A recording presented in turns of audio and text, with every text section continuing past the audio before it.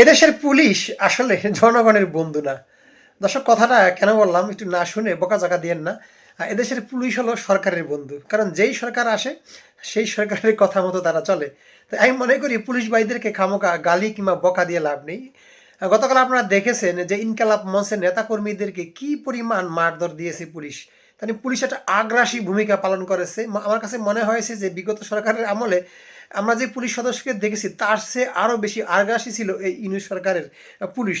তাই বলে আপনি এখন একটু চিন্তা করে দেখুন, পুলিশ কি আমাদের জনগণের বন্ধু? বন্ধু না। তারা কিন্তু আমার আপনার ট্যাক্সের টাকায় তাদের বেতন হয়।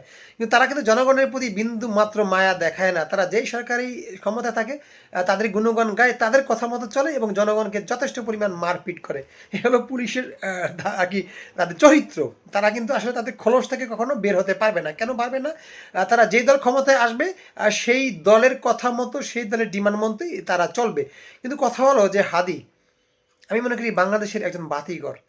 সেই হাদির বিচারের জন্য সেখানে যারাই গিয়েছিলেন আমরা দেখলাম তাদেরকে গুলিবিদ্ধ করা হয়েছে, তাদেরকে টিয়ার গ্যাস নিক্ষেপ করা হয়েছে। জাবের নামে একজন ছেলে আহত হয়েছেন, আবার এই যে হাদির বউ আহত হয়েছেন। আবার গতকাল রাত্রে দেখেছেন যে শাহবাগে আপনার রনিকে, আমি যাকে একজন মানবতার ফেরিওয়ালা হিসাবে ব্যাখ্যা করি, তার কথাগুলো আমার ভালো লাগে। সেই রনি একজন স্বতন্ত্র প্রার্থী, তাকেও কিন্তু নির্মমভাবে পুলিশ পিটিয়েছে। তার মানে এতটা পিটানের দরকার ছিল বলে আমি মনে করি না। কেন পুলিশ হঠাৎ করে এতটা আগ্রাসী হলো?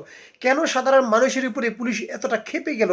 তাদের যে আগ্রাসী ভূমিকা, তাদের চোখের চাউনি, তাদের মায়ের যে স্টাইল দেখে আমার মনে হলো পুলিশের ভিতরে বিন্দুমাত্র মায়া ছিল না এদেশের মানুষের প্রতি, ছাত্রদের প্রতি, জনগণের প্রতি। এটা কেন হচ্ছে? এই কেনর জবাব কিন্তু আমরা দিতে পারবো না। আমরা দেখি যেই সরকার ক্ষমতায় আসুক সেই সরকারের কথা মতোই পুলিশ চলে এবং জনগণকে যথেষ্ট পরিমাণ মারধর দেয়। একটা দল আপনারা দেখেছেন তারাও পুলিশকে ব্যবহার করেছে, আগামীতে যারা আসবেন তারাও পুলিশকে ব্যবহার করবে। এই যে এখন ইউনূস সরকার আছেন তিনিও পুলিশকে ব্যবহার করতেছেন।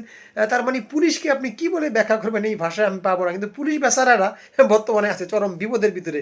তাদেরকে মানুষ যে পরিমাণ গালি দেয়, বকা দেয়, বেচারা যে আসলে কোন পথে যাবে তারা হয়তো এখন কুল কিনারা খুঁজে পাচ্ছে না। এ হলো বর্তমান বাংলাদেশি পুলিশের অবস্থা। যাই হোক, আমার আব্বা কিন্তু আমাকে পুলিশে দিতে চেয়েছিলেন, ভাগ্যক্রমে আমার কিন্তু পুলিশ আর হওয়া হয়নি।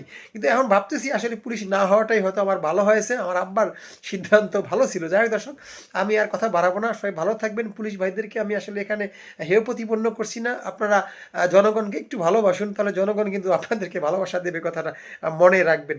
যাক, আজকের মতো বিদায় নেব। আল্লাহ হাফেজ।